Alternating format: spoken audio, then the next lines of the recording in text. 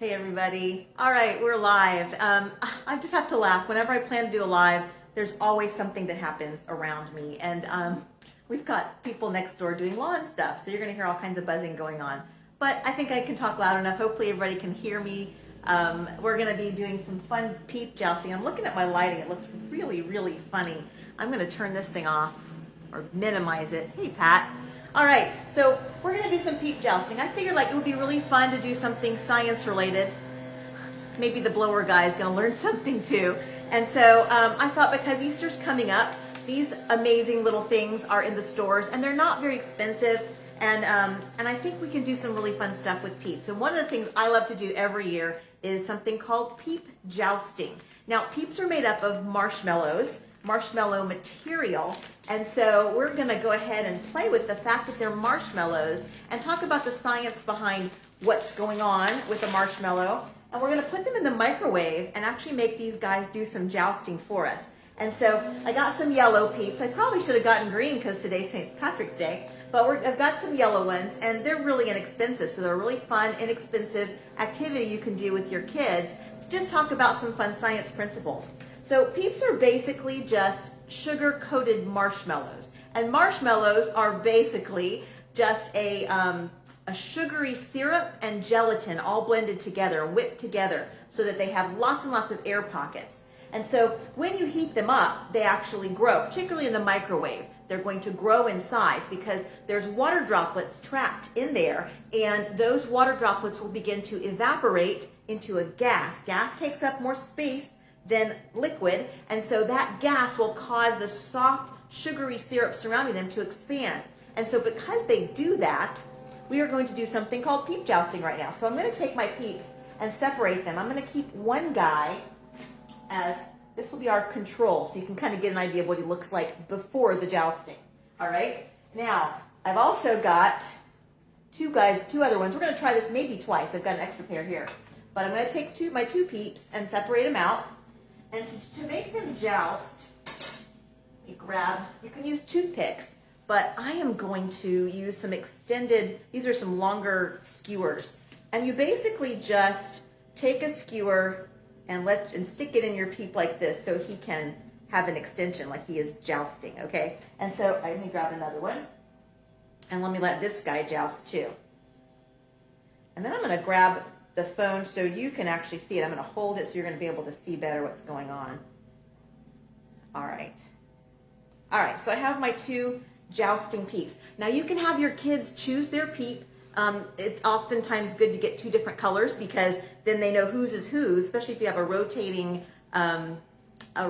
turntable inside your microwave, because we're going to make them joust in the microwave. And I just realized my Peep skewers are kind of long, so I'm going to push them through this guy so it sticks out just a little bit so that my Peeps can joust better. So let me set that up a little bit better.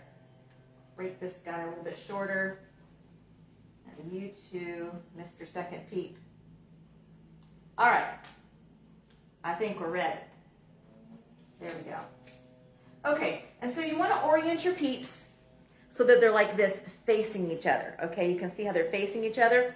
As they expand, along with them expanding, they're going to extend their little toothpicks out towards each other, okay? And so the first one to pop the other one is the one that wins. All right, so let me set them down in the microwave, and I'm going to take you down so you can see it. We may not be able to see it really well in my microwave, but we're going to try. And so let me just pop you off of this.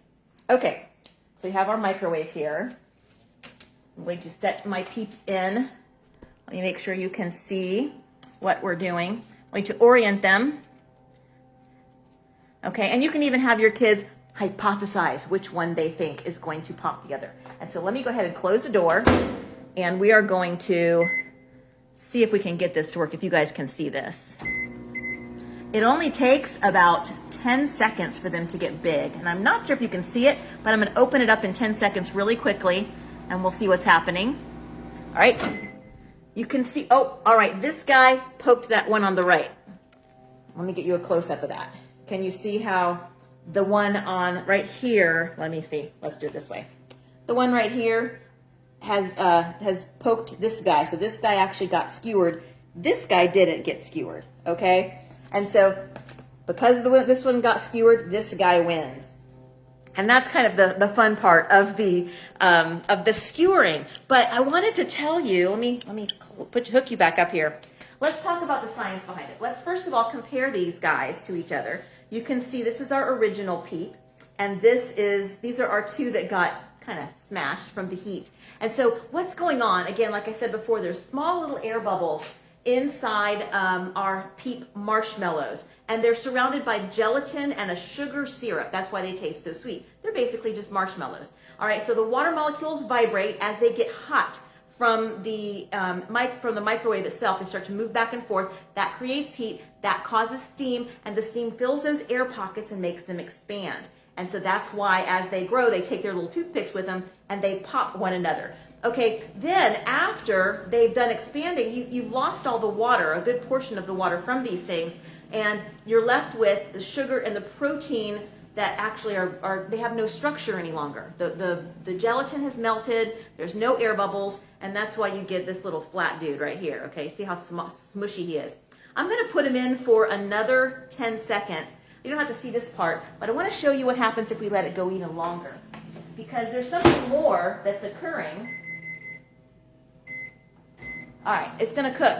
There's something called a Maillard reaction. And this is a reaction that a French scientist named Maillard, he discovered or actually described first. When you cook these things extremely long, you start getting some browning. And in this case of marshmallows, it's a browning from the inside where it's the hottest because microwaves increase heat from the inside outward.